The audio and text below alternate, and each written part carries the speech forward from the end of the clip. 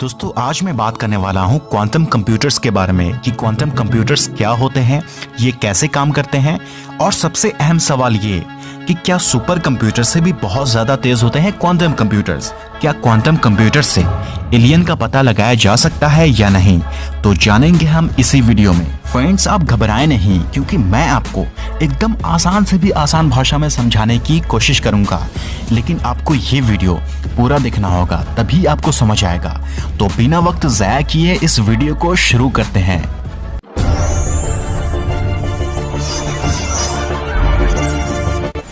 दोस्तों गूगल ने ये दावा किया है कि 10,000 साल के काम को 200 सेकंड में करेगा उनका ये नया प्रोसेसर। तो पहले हम प्रोसेसर के बारे में अच्छे से जान लेते हैं, ताकि आपको क्वांटम कंप्यूटर्स को समझने में और भी ज्यादा आसानी होगी। तो चलिए जानते हैं कि प्रोसेसर क्या होते हैं और ये कैसे काम करते हैं। प्रोसेसर को आप यूं समझ सकते हैं कि ये एक प्रकार की चिप होती है जो हमारे स्मार्टफोन, टैबलेट, लैपटॉप या कंप्यूटर में लगी होती है, और ये हार्डवेयर और सॉफ्टवेयर के कॉम्बिनेशन से काम करता है।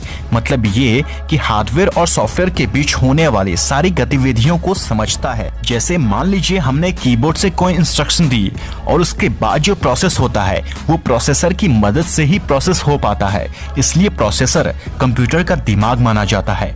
आप यूं कह सकते हैं कि स्मार्टफोन का भी, क्योंकि स्मार्टफोन और कंप्यूटर दोनों में प्रोसेसर लगे होते हैं।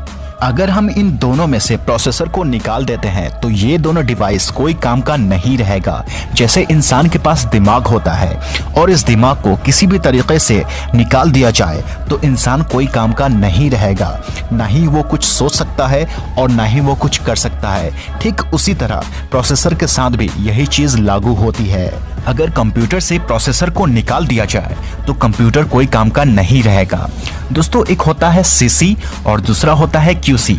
सीसी यानी क्लासिक कंप्यूटर, वो कंप्यूटर जो स्कूल, कॉलेज, यूनिवर्सिटी या फिर हम नॉर्मली घर पे इस्तेमाल करते हैं। क्यूसी यानी क्वांटम कंप्यूटर।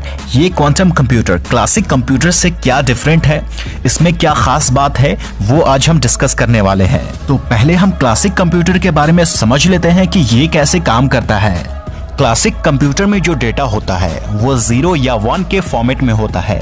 0 होगा या फिर 1 होगा। आपको ये बात जानकर हैरानी होगी कि कंप्यूटर अंग्रेजी भाषा को नहीं समझता है। अंग्रेजी भाषा में जितने भी अक्षर होते हैं ए से लेकर जेड तक, इन अक्षरों को कंप्यूटर नहीं समझता है, वो सिर्फ बाइनरी नंबर को समझता है। इसलिए इसे बाइनरी कंप्यूटर भी कहा जाता है। बाइनरी नंबर 0 और 1 के फॉर्मेट में होता है, इसे हम बिट्स कहते हैं। कंप्यूटर इसी बिट से समझता है कि कौन सा डेटा जा रहा है और कौन सा डेटा आ रहा है। क्लासिक कंप्यूटर में बाइनरी नंबर 0 और 1 की 4 पॉसिबिलिटीज हो सकती हैं, जैसे 01, 10, 00, 11। ये एक ही चीज समझती है, 0 या फिर 1।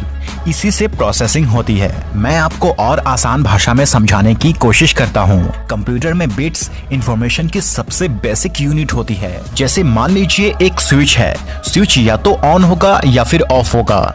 स्विच को अगर हम एक बार दबाते हैं तो ऑफ होगा यानी 0, अगर हम फिर से दबाते हैं तो ऑन होगा यानी 1। 0 या फिर 1।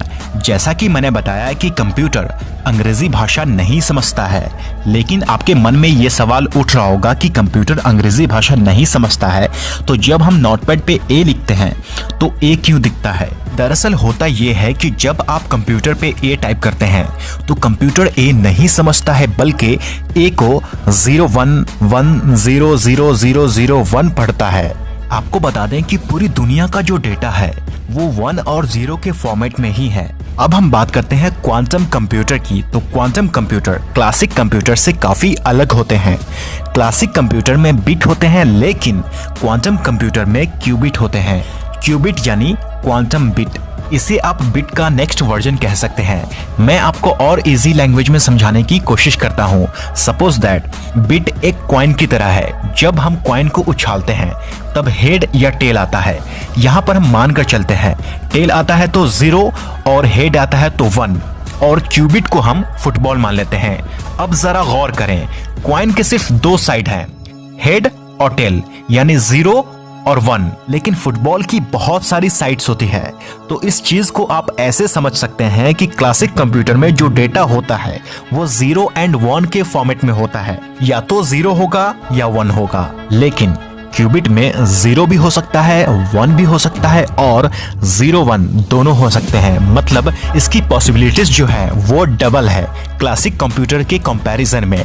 क्वांटम कंप्यूटर्स एक साथ बहुत सारे काम कर सकते हैं आपके नॉर्मल कंप्यूटर और गूगल के क्वांटम कंप्यूटर के कंपैरिजन में कई लाख गुना ज्यादा तेज है। आपको बता दें कि इंटेल और IBM जैसी कुछ कंपनीज हैं जो क्वांटम कंप्यूटर बनाने में लगी हुई हैं। अगर हम क्वांटम सुपरमेसी की बात करें तो 23 अक्टूबर 2019 को गूगल ने क्वांटम कंप्यूटिंग चिप डेवलप की है। उन्होंने इस चिप को क्वांटम सुपरमेसी नाम दिया है। गूगल ने कहा है कि सुपर कंप्यूटर जिस काम को करने में 10,000 साल लेता है, उसी काम को करने में ये चिप 200 सेकेंड में कर दिया है, यानी 3 मिनट 20 सेकेंड में। गूगल ने एक प्रयोग के जरिए दिखाया है कि किसी भी कॉम्प्लेक्स प्रॉब्लम को क्वांटम कंप्यूटर कितनी तेजी से सॉल्व कर सकते हैं। इस प्रयोग के लिए एक प्रोसेसर का इस्तेमाल किया गया है जिसका नाम है साइकामोर, जो कि 54 क्यूबिट का है। गूगल ने कहा है कि ये माइलस्टोन अचीव करने के लिए कंपनी कड़ी मेहनत की है और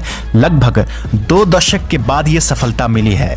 शायद आपको पता नहीं होगा कि साइंटिस्ट इस पर 1980 से काम कर रहे थे। दोस्तों, क्या आपने कभी सोचा है कि ऐसी भी लैंग्वेज हो सकती है? आपको बता दें कि ये इंडस वैली सिविलाइजेशन की स्क्रिप्ट है। ये क्वांटम कंप्यूटर की मदद से ही इसे डिकोड किया जा सकता है क्योंकि ये इनक्रिप्टेड होते हैं, लॉक्ड होते हैं। दुनिया में बहुत सारे लैंग्वेजेस होते हैं, उसे समझना लगभग नामुमकिन है। क्वांटम कंप्यूटर और आर्टिफिशियल इंटेलिजेंस की मदद से ही उसे समझा जा सकता है। आपको बता दें कि क्वांटम कंप्यूटर की मदद से एलियन का पता लगाया जा सकता है। दोस्तों क्वांटम कंप्यूटर की मदद से आर्टिफिशियल इंटेलिजेंस को और इम्प्रूव किया जा सकता है। तरह तरह के रोबोट्स बनाए जा सकते हैं। दोस्तों, एक बार फिर से रिपीट कर देता हूँ, आपके घर में जो कंप्यूटर है वो क्लासिक कंप्यूटर है। उसमें जो डेटा होता है 0 या 1 के फॉर्मेट में होता है। 0 होगा या फिर 1 होगा।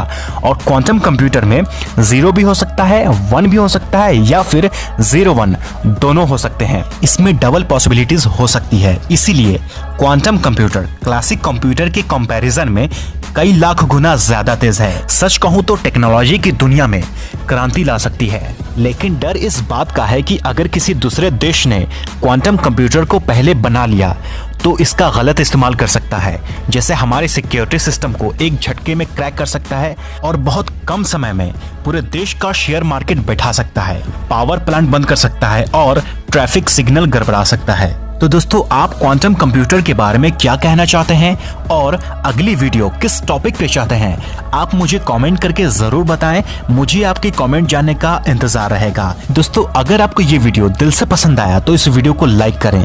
अगर आप ऐसे ही वीडियो चाहते हैं, हमेशा यूनिक वीडियो चाहते हैं, उन्हें ये शेयर जरूर करें। मैं मिलता हूँ अगली वीडियो में, तब तक के लिए गुड बाय।